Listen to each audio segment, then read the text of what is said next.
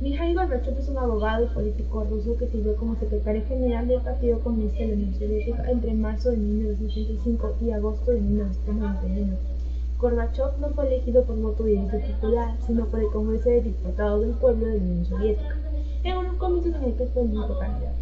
Podríamos decir que hubo dos periodos en cuanto fue secretario general y en cuanto fue presidente. Ahora cabe precisar que ocupó el cargo de presidente sin renunciar a su cargo como secretario general. A ver, en ese entonces el cargo de secretario general era muy similar a las funciones que podría ejercer un presidente.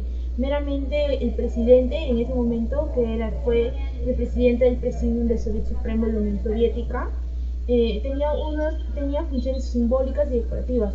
Por lo tanto, es preciso decir que el cargo de presidente era muy similar o casi ocupaba las funciones de lo que era un jefe de Estado.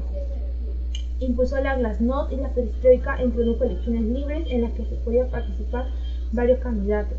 En 1988 propuso un sistema presidencial y un nuevo elemento legislativo, por lo que las primeras elecciones libres, se llevaron a cabo entre marzo y abril de 1989. Renunció oficialmente el 25 de abril de 1991, luego de un intento de golpe de Estado. Al día siguiente de su dimisión, la URSS fue disuelta. Gracias.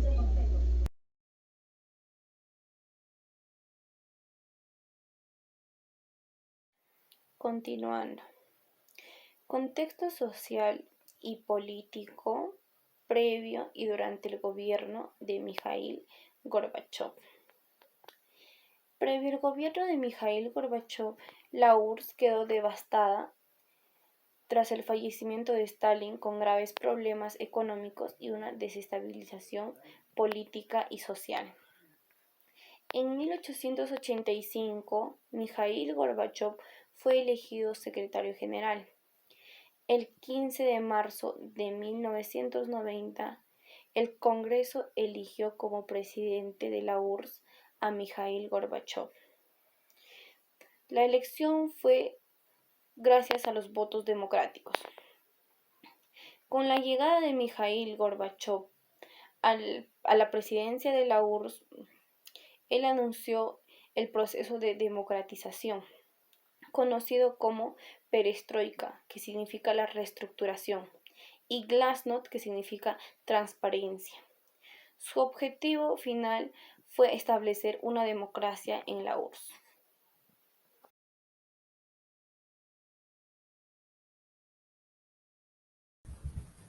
Siguiendo con la exposición, los hechos trascendentales en materia constitucional de Gorbachev. El primero, apareció un nuevo concepto llamado perestroika. Este término, que literalmente significa reconstrucción, correspondía a la estrategia de reorganizar y modernizar tanto la esfera económica como política. Segundo punto, tenemos la política interior.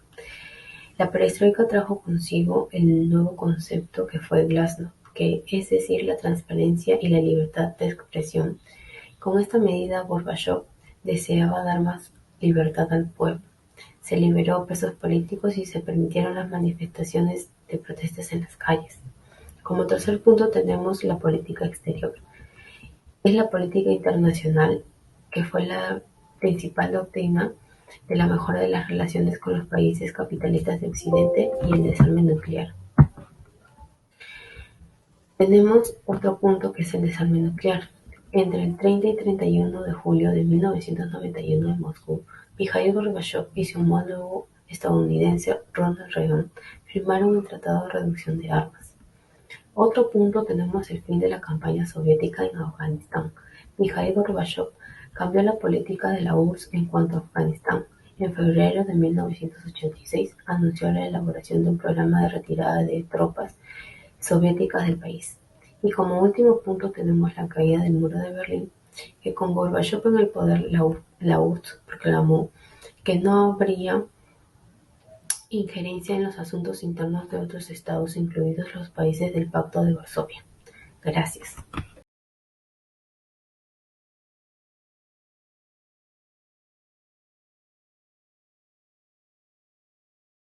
Sistema y tipos de gobierno durante su mandato.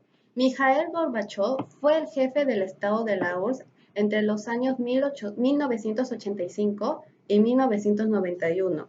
La Unión de la República Socialista Soviética, la URSS, fue un Estado federal socialista que existió entre los años 1922 y 1991, con un régimen ideológico comunista, marxista, leninista.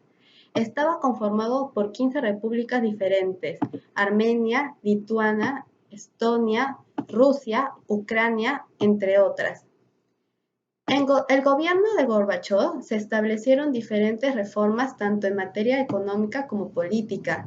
Entre las más importantes tenemos la perestroika, que se ocupaba de la restauración económica de la Unión Soviética, y la glasnost, que pretendía atenuar las políticas restrictivas que impedían la libertad de expresión y la libre circulación de las ideas.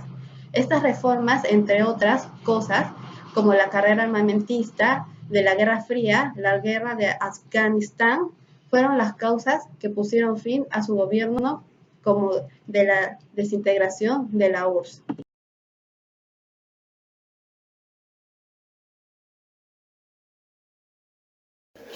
Gorbachov, para causar un cambio, anunció unos programas de reformas que se popularizaron gracias a las consignas de perestroika, que viene siendo la reconstrucción, y glasnost, que viene siendo la de transparencia. Su objetivo no era establecer una democracia, sino era revitalizar el socialismo, despertando así las ilusiones de libertad y temores de una vieja guardia comunista. Las reformas nunca se pudieron traducir en hechos tangibles. La perestroika, que torpedeaba la ineficaz economía de planificación estatal y que tampoco había ningún sistema de mercado capaz de hacerle relevo, hizo que la población asociara la política de Gorbachov como escasez. Para detener la liberación de las partes más duras del Partido Comunista, que hicieron un golpe que fracasó. Claro, Gorbachov mantuvo su presidencia, pero su cargo ya se encontraba vacío.